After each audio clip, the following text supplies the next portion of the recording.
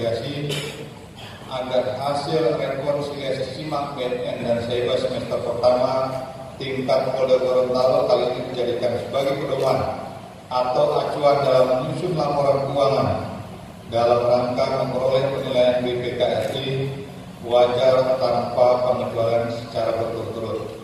Akhirnya dengan mengucap Alhamdulillahirabbil alamin, pada hari ini Sabtu tanggal 14 Juli 2018 pukul 09.30 kita rekonsiliasi SIMAK dan Saiba tingkat Polda Gorontalo secara resmi saya nyatakan ditutup.